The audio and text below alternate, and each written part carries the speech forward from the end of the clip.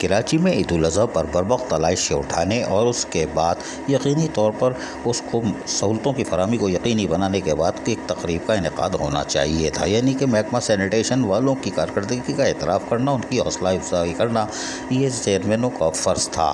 New Karachi town کے تحت باقاعدہ سینیٹیشن کے افسران و ملازمین کو عید الاضحیٰ پر بہترین کارکردگی کا مظاہرہ کرنے پر تقریب تقسیم اسناد کا باقاعدہ انعقاد کیا گیا۔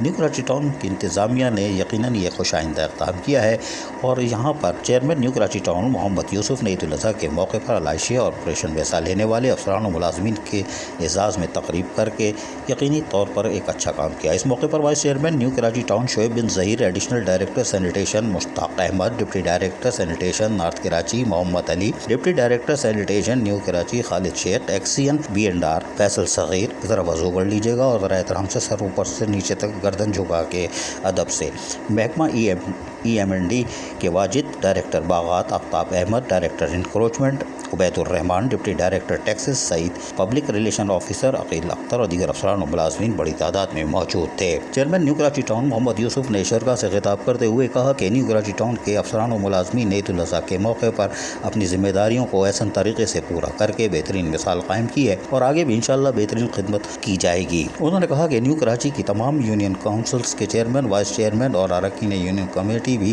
عوامی خدمت کے لیے شانہ بشانہ موجود رہی۔ جہاں ضرورت محسوس ہوئی وہاں متعلقہ محکموں کے علاقے میں موجود صورتحال سے آگاہی فراہم کی۔ یونین کونسل کے چیئرمینز اور ان کی ٹیم کا بھی شکر گزار ہوں جنہوں نے اپنی ذمہ داریوں کو احسن طریقے سے نبھایا۔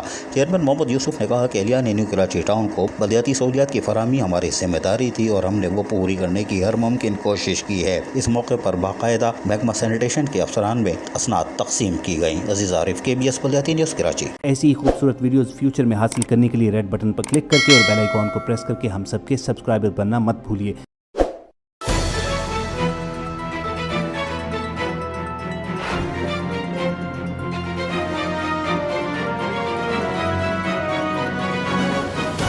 KBS بلدیاتی نیوز۔